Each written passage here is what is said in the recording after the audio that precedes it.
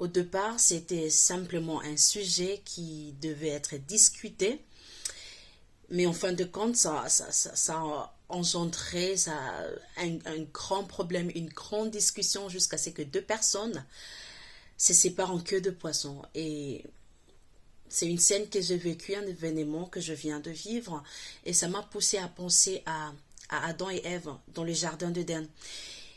Qui sait, qui peut s'imaginer ce qui pouvait arriver aux deux si s'ils étaient simplement allés auprès de Dieu pour s'excuser, simplement demander pardon pour l'acte qu'ils venaient de commettre, de manger le fruit qui était interdit.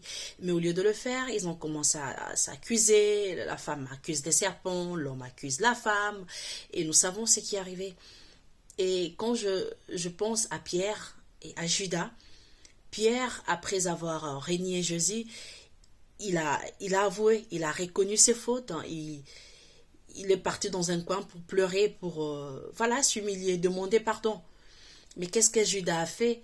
Il a voulu aussi, faire du bien après. Il a reconnu que c'était mal.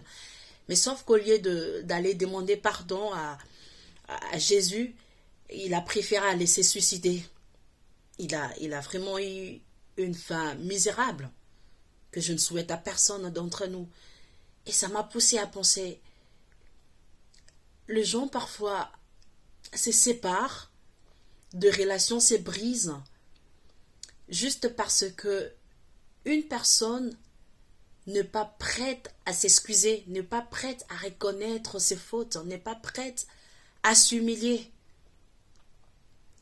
Et le temps investi, l'énergie, les émotions, les sentiments, peut-être l'argent ou je ne sais quoi, tout ça, voilà, ça, c'est perdu, c'est en vain, juste parce qu'on ne veut pas reconnaître son erreur, on ne veut pas s'excuser.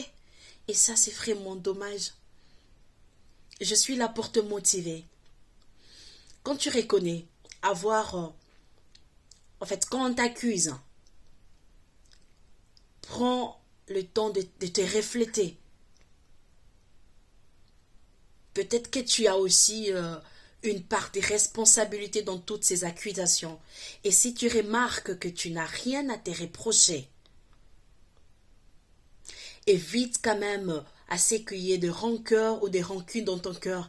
Mais si tu vois que, ok, dans tout ce qu'on m'accuse, sur les 10 points, bon d'accord, 9 sont pas vrais, mais au moins un point est vrai. Je sens la petite part de responsabilité dans tout ça.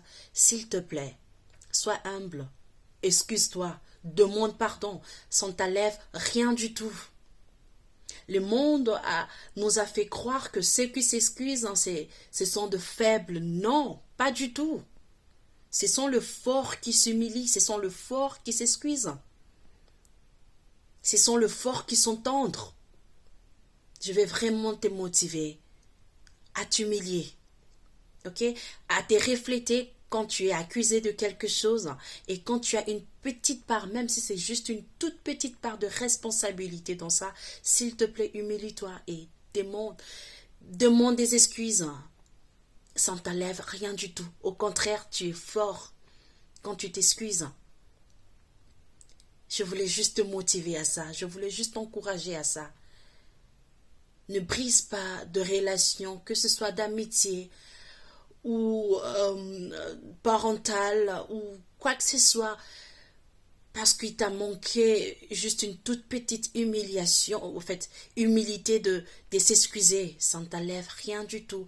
Tu restes toi. Au contraire, tu es fort. C'est toi le plus fort. C'est toi qu'on doit féliciter. Parce que tu t'es rabaissé. Et préserve ton cœur de toutes sortes de rancœurs. Ça ne ronge que toi. Ça a été mon message pour toi. God bless you all.